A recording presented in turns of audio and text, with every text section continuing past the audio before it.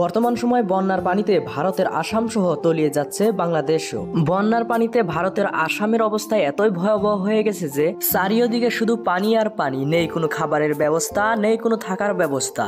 বহু কাল ধরে আসামের জনগোষ্ঠী এসব বন্যার পানির আক্রমণের শিকার হয়ে আসছেন। বন্যার পানি বেড়ে গেলেই দেখা যায় এসব মানুষের জীবনযাপন কতটা ভয়াবহ হয়ে পড়ে। প্রত্যেকটি ঘরে ঘরে পানি এবং কি রাস্তাঘাট চারিওদিকে পানিতে পুরো ভরপুর। একবার ভেবে দেখুন তো, এই অবস্থায় তারা থাকবে কোথায়, খাবে কোথায়? এই একই অবস্থা হয় বাংলাদেশের সিলেট। ভারতের আসামের এসব বন্যার পানি নেমে গেলে তলিয়ে যায় বাংলাদেশের সিলেট শহর। এসব বন্যার পানি বেড়ে যাওয়ার একটি কারণ ভুটান এবং চীন। কারণ ভুটানের গেট যখন ছেড়ে দেওয়া হয় তখন ভারত এবং বাংলাদেশে বন্যার পানিতে একদম ভরে যায়। কারণ ভুটান, চীন এসব জায়গাগুলো হলো উঁচু জায়গা। এখানকার বাঁধ যখন ছেড়ে দেওয়া হয় তখন বাংলাদেশ, ভারত একদম পানিতে পুরো ভরপুর হয়ে যায় এবং এই জায়গাগুলোতে অটোমেটিক পানি চলে আসে। এই সময় এই মানুষগুলোর জীবনযাপন দেখলে আপনি নিজেকে ধরে রাখতে পারবেন না।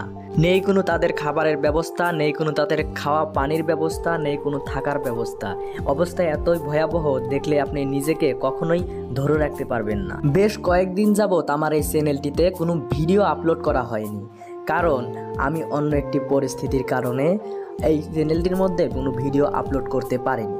তো এর জন্য আপনাদের কাছে অনেক দুঃখিত। আজকের পর থেকে, এই ভিডিওর পর থেকে আপনাদের কাছে নিয়মিত আমি ভিডিও দেওয়ার চেষ্টা করব।